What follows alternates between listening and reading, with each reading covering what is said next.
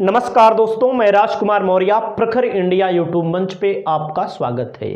इस वीडियो में बात करेंगे समाजवादी पार्टी की। समाजवादी पार्टी को एक झटका तब लगा जब राष्ट्रीय महासचिव पद से स्वामी प्रसाद मौर्य ने इस्तीफा दिया, लेकिन उन्होंने एमएलसी पद से इस्तीफा नहीं दिया है, पार्टी की प्राथमिक सदस्यता से इस्तीफा नहीं दिया है। ऐसे कयास लगाए जाने लगे बहुजन समाज पार्टी में फिर जाएंगे, लेकिन कहीं ना कहीं अभी समाजवादी पार्टी में बने हुए हैं। वहीं पर आपने देखा पल्लवी पटेल ने जो आवाज़ उठाई उन्होंने कि जो राज्यसभा में कैंडिडेट भेजे जा रहे हैं उन कैंडिडेट में अखिलेश जी का पीडीए कहाँ है। इस बात को अगर पल्लवी जी ने उठाया तो एक जायज़ बात है।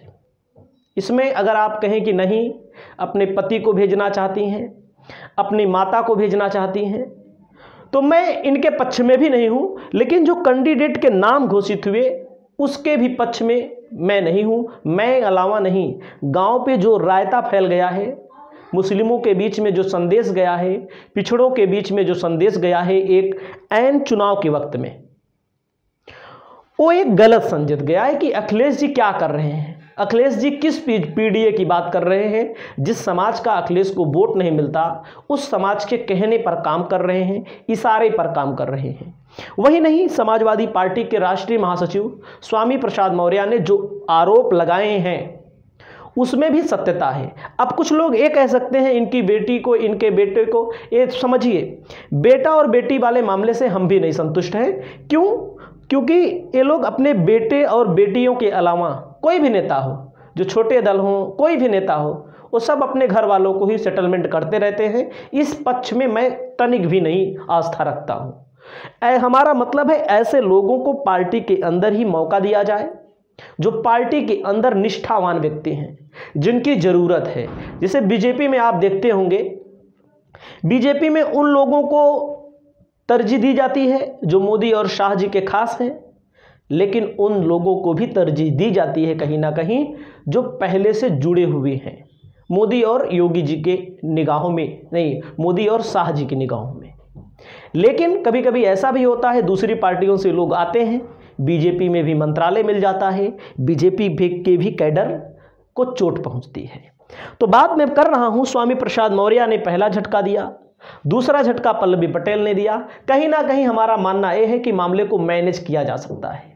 वहीं पर तीसरा झटका जो मिला है समाजवादी पार्टी को जो झटका मिला है स्वामी प्रसाद मौर्य के समर्थन में, के गौतम ने इस्तीफा दे दिया। अब आप सोचेंगे के गौतम क्या है, तो मैं आपको बता दूं, जब बहन जी की सरकार थी, मैं पूरा डिटेल में आपको बताने जा रहा हूं। जब बहन जी की सरकार थी, मायावती जी की सरकार थी, तब वित्त मंत्री थे उनकी सरकार में, यानी कि मंत्रालय उनके पास था। 35 सालों तक उनका अनुभव रहा है, बहुजन समाज पार्टी में उन्होंने काम किया है। उन्होंने अपनी खुद की एक पार्टी बनाई थी और उस पार्टी का उन्होंने, अपनी पार्टी का विलय उन्होंने समाजवादी पार्टी में किया था। तो मैं आपको दिखाता हूं। और पहले के गौतम के बारे में, के गौतम का मतलब कमलाकांत गौतम। तो मैं पहले आपको मैं फोटो दिखा दूं, कमलाकांत गौतम समाजवादी पार्टी में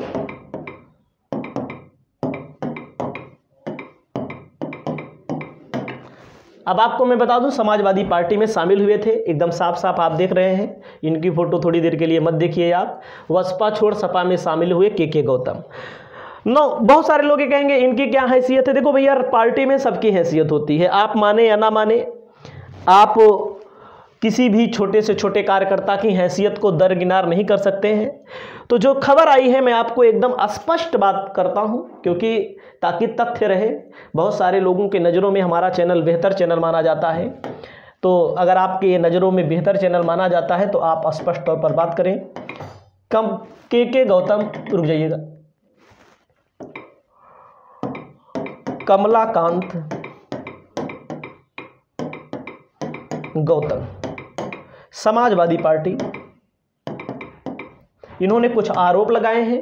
समाजवादी पार्टी की तरफ से इनको वो भी बनाया गया था, प्रदेश सचिव भी बनाया गया था।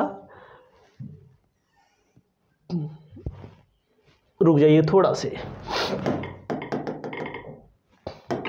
पूरी खबर मैं दिखा दूं, क्योंकि देखो जो खबर दिखाओ, जो चीज़ बताओ, उसके पीछे तथ्य रहे। झूठ परोसना देख सकते हैं, आपके सामने है, दैनिक जागरण ने छापा है। देखो ऐसे अगर संदेश जाते हैं तो थोड़ा पार्टी के लिए बेकार होता है, कोई भी पार्टी हो। इन्होंने, इनकी बहुजन उत्थान पार्टी इनकी थी, इन्होंने अपनी पार्टी का विलय किया था। अब ये क्या करें, सपा के प्रदेश सचिव का कमलाकांत गौतम ने दिया त्यागपत्र। स्वामी प्रसाद मौर्य के बाद दलित नेता ने भी छोड़ा पद, कहा बगैर पद के पार्टी में करते रहेंगे काम। बसपा में रहे कमलाकांत लंबे समय तक दलितों के बीच काम करते रहे। बसपा छोड़ उन्होंने बहुजन उत्थान पार्टी बनाई, जिसका 8 जनवरी 2019 को सपा में विलय कर दिया। भाई पार्टी बनाई थी इन्होंने, छोटी पार्टी है, विलय किया, कुछ सोच के विलय किया। अब आप समझिए, और मैं आपको दिखाता हूं, बहुजन समाज पार्टी में एक निष्ठावान कार्यकर्ता थे, प्रदेश सचिव थे, काम बोलता है। आप देख सकते हैं सोशल मीडिया पे इनकी फ़ोटो है, सोशल मीडिया से लिया गया है फ़ोटो, आप देख रहे हैं। कैबिनेट मंत्री गौतम, मतलब पूर्व कैबिनेट मंत्री रहे हैं, बहन जी की सरकार में रहे हैं, और त्यागपत्र स्वामी प्रसाद मौर्य के समर्थन में कहा भेदभाव हो रहा है। और इन्होंने ये भी कहा कि कमलाकांत गौतम ने कहा 2019 में चुनाव आयोग में इनकी पार्टी का पंजीकरण भी हुआ, इसके बावजूद आज तक कोई महत्वपूर्ण जिम्मेदारी नहीं दी गई। बिना किसी जिम्मेदारी के पार्टी का जनाधार नहीं बढ़ाया जा सकता, इसलिए अब इस महत्वहीन पद पे बने रहने का कोई औचित्य नहीं है। तो भ्रष्टाचार पर्याय बनी है भाजपा, इन्होंने बोला है, अखिलेश ने बोला है, प्रदर्शनकारी की किसान का मामला।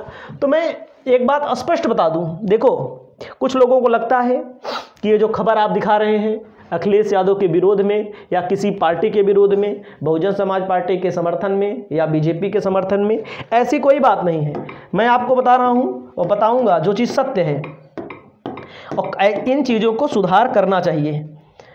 आपको मैं बताऊं, कभी कभी होता है पार्टियों में छोटे लोगों को जो मेहनत करते हैं उनको तरजीह नहीं दी जाती है। अब आप देख रहे हैं इनका नाम, इनको ये हमको व्यक्तिगत तौर पे जानते हैं, इन्हीं के भतीजे हैं।